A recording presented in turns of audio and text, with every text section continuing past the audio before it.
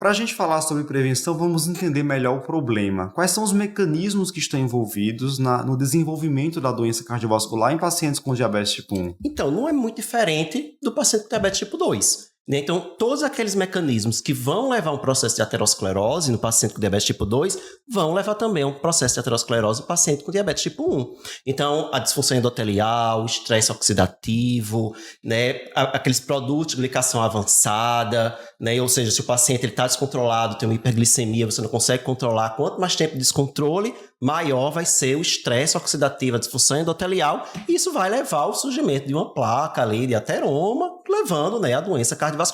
E aí, óbvio, do mesmo jeito que diabetes tipo 2, se você tem fatores de risco associados, hipertensão, dislipidemia, com acúmulo de LDL, pequenos e densos, né, síndrome metabólica, né, o paciente com diabetes tipo 1 pode ter síndrome metabólica. A gente, na verdade, vê um aumento de síndrome metabólica no paciente com diabetes tipo 1, obesidade no paciente com diabetes tipo 1, todos esses são fatores de risco. Se tiver no seu paciente, vai acelerar ainda mais esse processo de aterosclerose, aumentando o risco de doença cardiovascular. Então, de uma forma geral, é muito parecido, é a mesma coisa, basicamente, do que acontece no diabetes tipo 2.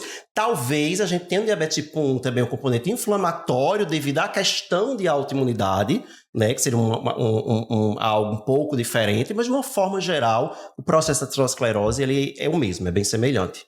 A gente tem que falar um pouquinho que aí o diabético tipo 1, como ele vai começar a doença bem mais jovem, ele vai ter um maior tempo de exposição a esse contexto de hiperglicemia, a gente vê muito surgimento dessas complicações macrovasculares, que a gente chama justamente quando ele começa a desenvolver as complicações microvasculares, né?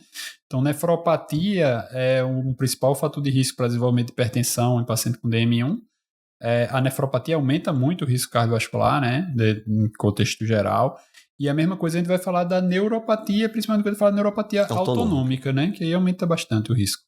Pacientes com doença microvascular já são pacientes que eu tenho que ter um olhar diferenciado também, porque eles já estão em risco maior para a doença cardiovascular, que aí seria a manifestação macrovascular. Né? Um dado interessante, hoje a idade média de pacientes com diabetes tipo 1 em todo o mundo é em torno de 40 anos. Uhum. Isso acontece porque cada vez mais nós temos adultos sendo diagnosticados com diabetes tipo 1 e também porque aqueles pacientes que foram diagnosticados na infância, né, têm expectativa de vida maior. Claro, como eu já falei no início do podcast, ela é menor em relação à população geral, mas ela é maior em relação ao que a gente tinha no passado. Então, esses pacientes estão envelhecendo. Uhum. E, obviamente, ao longo da vida vão adquirindo outros fatores de risco e tendo um risco maior de doença cardiovascular. E assim, a gente talvez isso até aumenta ainda mais, né? Porque a gente sabe que com o Covid aumentou, né, aí o número de pacientes de diabetes tipo 1, aí parece que o Covid ele exerce alguma influência. Então, talvez a gente tenha um número ainda maior e por vir de pacientes de DM1 numa idade mais avançada do que, não é só criança e adolescente hoje em dia que faz a doença.